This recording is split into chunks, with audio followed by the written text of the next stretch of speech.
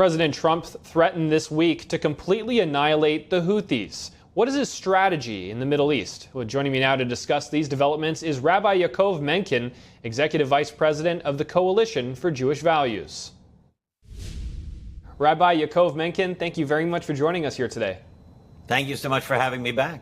President Trump threatened Yemen's Houthi rebels on Wednesday, saying that they'll be completely annihilated as the U.S. conducted airstrikes. What kind of message does this send to the Houthis, as well as, more importantly, Iran? Well, it's all about the Houthi sponsors. Yes, it's about Iran.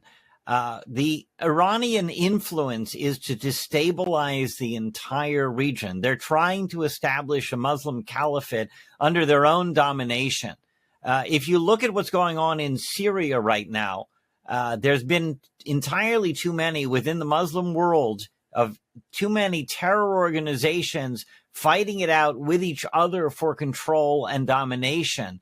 They'll all band together in order to knock out their supposed common enemy. But once they're done, they just fight among themselves. And the Houthis wish to be a part of that. They're trying to gain Muslim sympathy by, firing missiles at Israel. What has that to do with anything? Just because that's the common enemy they want to identify. Trump's response marks a pretty significant shift in policy. Why is this approach different from that of the previous administration? And is this strong enough to deter Iran from escalating further military action? There's been a huge shift. The previous administration, unfortunately, continued the policies of appeasement that date back to the Obama administration. If you remember Syria when Obama was in control, he said, here are the red lines. Assad went right dancing over the red lines, and the United States did nothing.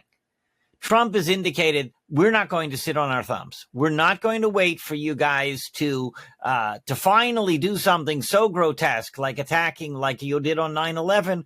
We're going to have a reprisal now when you're trying to harass American shipping. Why does Iran use proxy groups to target Israel?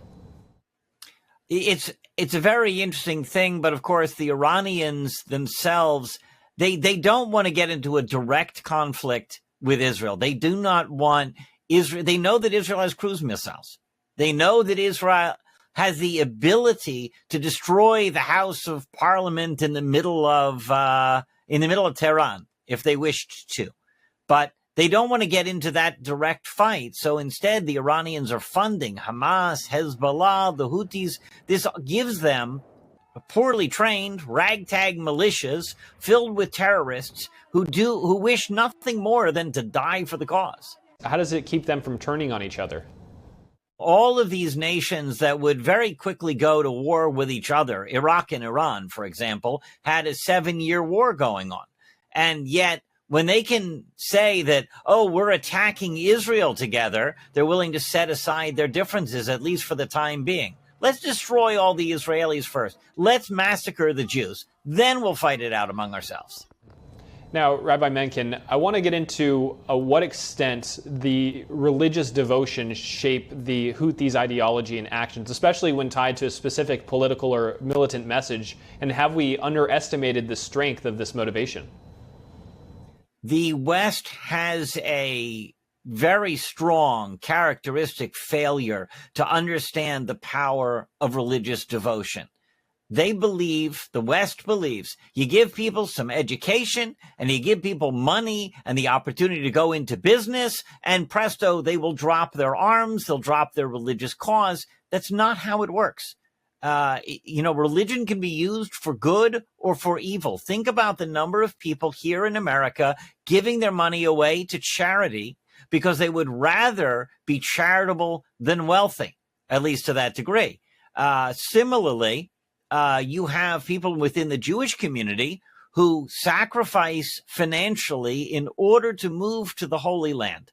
In fact, that is exceptional. If you look at people who leave America, they're usually going to America because they anticipate a better standard of living or a more relaxed standard of living wherever it is that they're going. Whereas when people to move to the Holy Land, they know they're actually going to take a lower standard of living.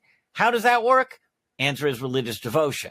Well, unfortunately, you can use that same power for evil. And that's what's going on in the radical Muslim terrorist groups. They radicalize people to believe that if they end up getting killed for this great and holy cause of slaughtering other people, they themselves will experience paradise. So it's a no-loss situation for them, and it's certainly much more compelling than a stack of money.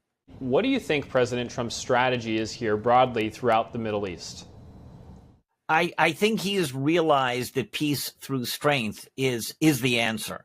You, in fact, had this in Israel in the 1980s. Nobody was accusing Israel of genocide when they first took over the West Bank. They weren't calling it an illegal occupation. All of this nonsense came later. At that time, everyone respected the Israelis for standing up and fighting. And they would symbolically claim, like the Uzi rifle is what maintained the peace, because they recognized the necessity of standing up against terrorism. If you appease terrorists, they win. It's the Neville Chamberlain approach. As we have seen in past history, that does not work with totalitarians and dictators of all stripes. Fascinating insights. Rabbi Yaakov Menken, Executive Vice President at the Coalition for Jewish Values. Thank you very much. Thanks so much.